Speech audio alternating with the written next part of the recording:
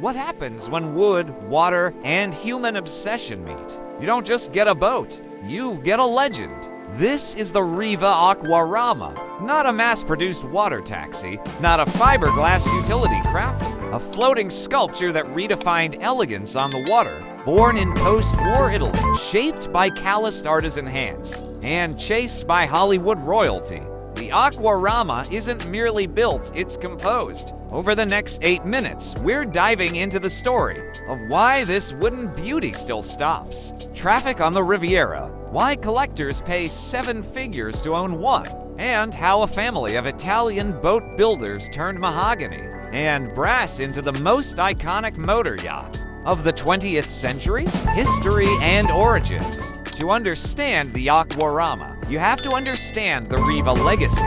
The story actually begins in 1842, when Pietro Riva founded a modest boatyard on Lake Iseo in Lombardy. But it was his grandson, Carlo Riva, who transformed craftsmanship into art after World War II.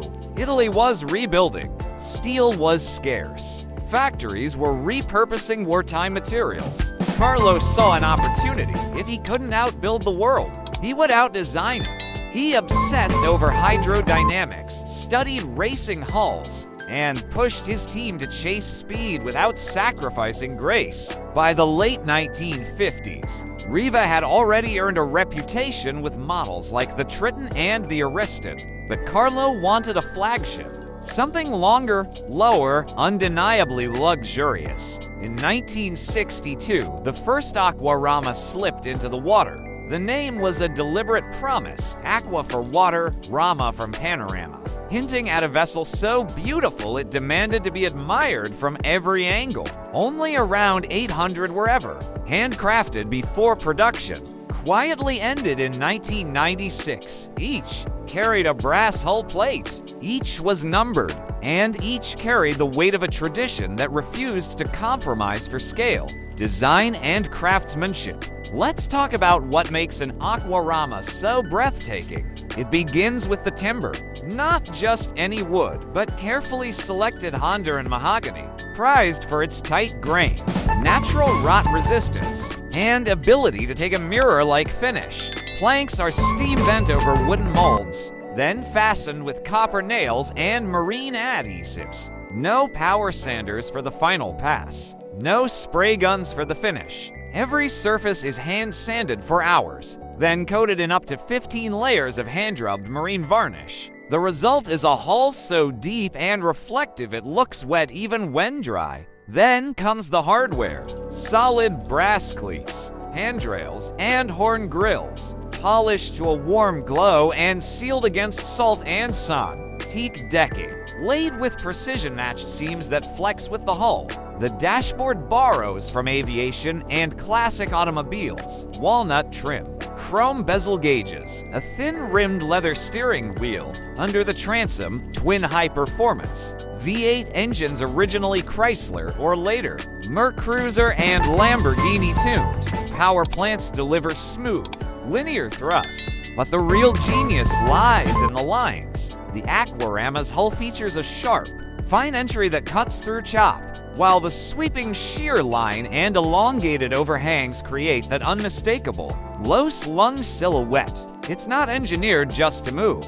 It's engineered to be remembered. Cultural impact and icon status. By the mid-1960s, the Aquarama had escaped the boatyards and entered the cultural stratosphere. It wasn't just transportation. It was a floating passport to the jet-set lifestyle. Who owned them? Sophia Loren, Brigitte Bardot, Peter Sellers, Gianni Agnelli. The Rolling Stones reportedly used one as a mobile writing retreat. It starred in European cinema, graced the covers of lifestyle magazines, and became synonymous with Mediterranean glamour. Why? Because it perfectly captured the spirit of an era. Post-war Europe was experiencing a cultural renaissance. La Dolce Vita wasn't just a film, it was a philosophy. And the Aquarama was its physical embodiment. You didn't just ride in one, you arrived in one. It announced your presence before your shoes even touched the dock. Journalists dubbed it the Ferrari of the sea. Design critics praised its balance of athletic performance and aristocratic restraint. Collectors today still hunt for original, low-hour examples, knowing a fully documented, professionally restored Aquarama can cross the seven-figure mark at auction. But money was never the driving force. It was about legacy, about owning a piece of functional art that still breathes, still runs, still turns heads 6 decades later. Legacy and modern relevance. So why does the Aquarama still matter today? In an age of carbon fiber hulls, joystick docking, and silent electric drives, it's easy to dismiss wooden boats as romantic relics. But the Aquarama proves that true craftsmanship transcends technology.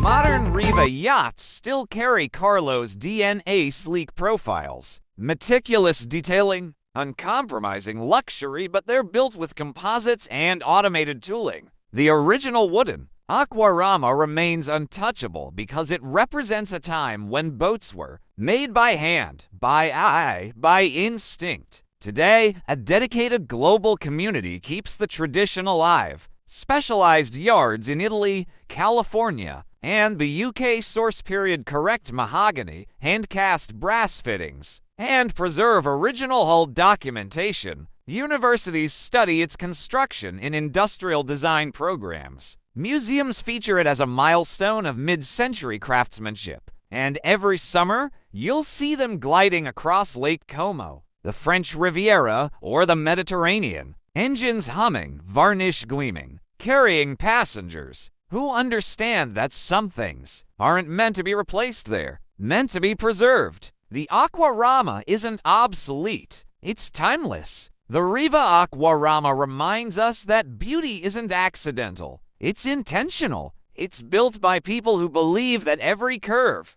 every grain of wood, every polish matters. If you've ever seen one in person, you know it doesn't just move through water, it moves through time. Let me know in the comments. Would you rather restore an original wooden Aquarama or step aboard a modern Riva? And if you love stories where craftsmanship meets culture, hit subscribe, tap the bell, and join us next time as we explore another masterpiece of design. Until then, keep your varnish polished and your compass true.